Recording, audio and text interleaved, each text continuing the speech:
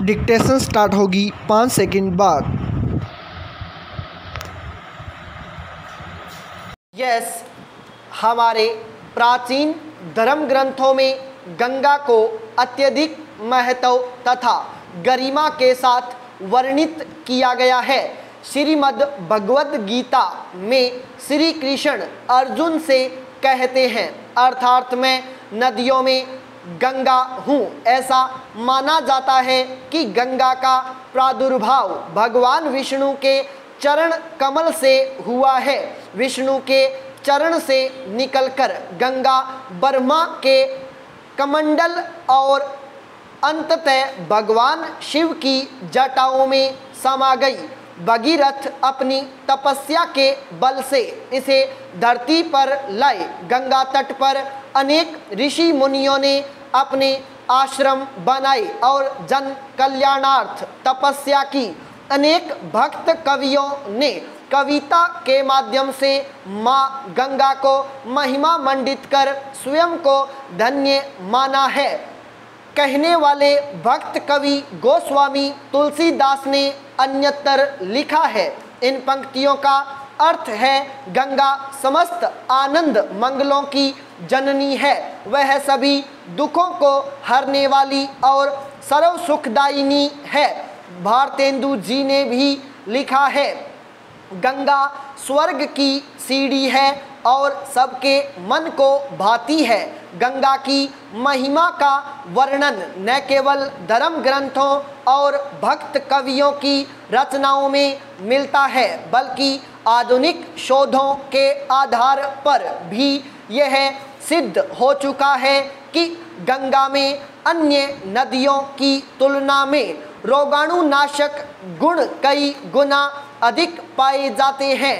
राष्ट्रीय पर्यावरण अभियांत्रिकी शोध संस्थान द्वारा किए गए अध्ययनों में कहा गया है कि रोगाणुओं को नष्ट करने वाले जो रेडियो एक्टिव तत्व, भारी धातुएं और कोलियोफेज नामक जीवाणु गंगा में पाए जाते हैं, अन्य नदियों के जल में सर्वथा उनका अभाव रहता है। गंगा में पाए जाने वाले ये गुणकारी तत्व सूक्ष्म वनस्पति कणों, मिट्टी, पत्थर आदि रूपों में जलधारा के साथ बहकर आते हैं। पावन सलीला मानी जाने वाली गंगा नदी के तट पर आज अनेक नगर महानगर बसा दिए गए हैं और शहरों की सारी गंदगी इसमें ही डाली जाती है। नालों से निकले मल जल, कल कारखानों से निकले अवशिष्ट पदार्थ, कृषि संबद्ध रासायनिक अवशेष, बड़ी संख्या में पशुओं के शव, अधजले मानव शरीर छोड़े जाने और यहाँ तक कि धार्मिक अनुष्ठानों के दौरान बड़ी संख्या में देव देवी प्रतिमाएं आदि विसर्जित करने के कारण आज इसका अमृत तुल्य जल अत्यंत दूषित हो गया है। हाल ही में विश्व स्वास्थ्य संगठन ने गंगा को विश्व की सबसे प्रदूषित नदियों में से एक मानते हुए इसका प्रदूषण स्तर निर्धारित मानक स्तर से 300 गुना अधिक बताया है। कोलीफॉर्म गुलित ऑक्सीजन और जैव रासायनिक ऑक्सीजन के स्तर के आधार पर पानी को पीने, नहाने और कृषि में उपयोग की जाने वाली 3 श्रेणियों में विभक्त किया गया है। पीने के पानी में कोलीफॉर्म का स्तर 50 से नीचे, नहाने के पानी में 500 से नीचे और कृषि योग्य पानी में 5000 से नीचे रहना चाहिए। जबकि UECPCB द्वारा किए गए एक अध्ययन में हरिद्वार में गंगा जल में कोलीफॉर्म का स्तर 5500 पाया गया। पर्यावरण जीव विज्ञान प्रयोगशाला प्राणी विज्ञान विभाग पटना विश्वविद्यालय ने वाराणसी स्थित गंगा के जल में पारे की उपस्थिति पाई। भारतीय विषाक्तता अनुसंधान केंद्र लखनऊ द्वारा वर्ष 1986 से 1992 के मध्य किए गए अध्ययन में ऋषिकेश, इलाहाबाद और दक्षिणेश्वर में गंगा जल में पारे की वार्षिक सघनता क्रमशः 0.081, 0.043 एवं 0.012 ppb थी। पवित्रता और धार्मिक आस्था से जुड़ी भारत की सबसे बड़ी नदी के जल का इतना प्रदूषित होना अत्यंत चिंताजनक है। आज गंगा अमृत के स्थान पर जल के रूप में विष उगल रही है और ऐसा होने के पीछे कारण हमारी आर्थिक सोच का दिनों दिन नकारात्मक होते जाना। आज यहाँ के लाखों लोग अपने आर्थिक हितों की पूर्ति करने के लिए देश की उस अमूल्य धरोहर के अस्तित्व के साथ खिलवाड़ कर रहे हैं जो हमारे जीवन का अभिन्न हिस्सा है। गंगा नहाना, बहती गंगा में हाथ धोना, गंगा जली उठाना, मन चंगा तो कठौती में गंगा आदि कितने ही मुहावरों और कहावतों से गंगा से जुड़े हमारे संबंध की प्रागडता सिद्ध होती है। दुष्यंत कुमार की पीड़ा पहाड़ सी व्यापक हो जाती है। भूपेन हजारिका से देशवासियों को अमृत जल का पान करवाने वाली माँ गंगा का कष्ट नहीं देखा जा रहा। सचमुच हमारी सभ्यता संस्कृति से इस प्रकार जुड़ी हुई गंगा जैसी महत्वपूर्ण नदी को प्रदूषित होना और उसके भविष्य पर प्रश्न चिन्ह लगना हम भारतीयों के लिए अत्यंत पीड़ादायक ही नहीं शर्मनाक भी है। भारत के प्रसिद्ध पर्यावरण वैज्ञानिक बी.डी.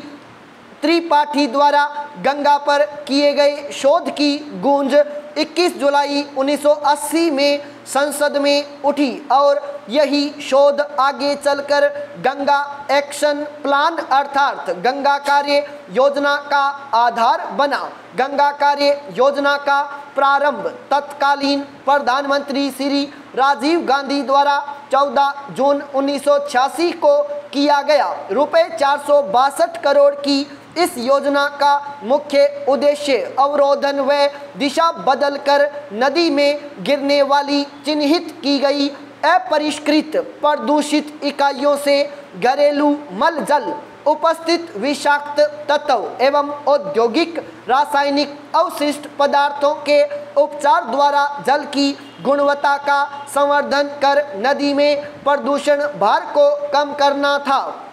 साथ ही साथ निम्नलिखित उद्देश्य भी इस योजना में सन्निहित थे। पाई पैराचेंज इस योजना की नींव रखते हुए श्री राजीव गांधी ने कहा था कि हम सब मिलजुल कर गंगा को प्रदूषण मुक्त करेंगे। गंगा के निर्मलीकरण हेतु सबको आगे आना होगा। इस योजना के साथ साथ हमें गंगा सफाई के कार्य को जन आंदोलन बनाना होगा।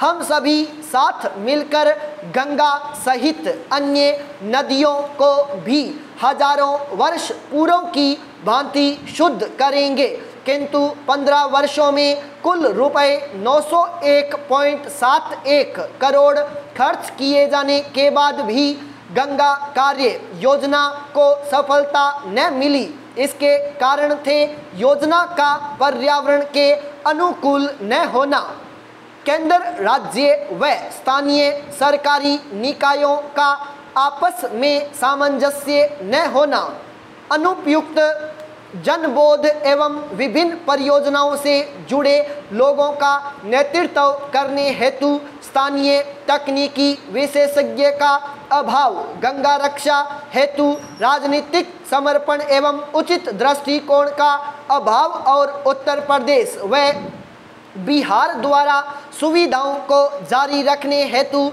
लगातार बिजली उपलब्ध न कराया जाना। अंततः 31 मार्च 2000 को यह योजना रोक दी गई। इस प्रकार गंगा कार्य योजना का प्रथम चरण लाभकारी न हो सका।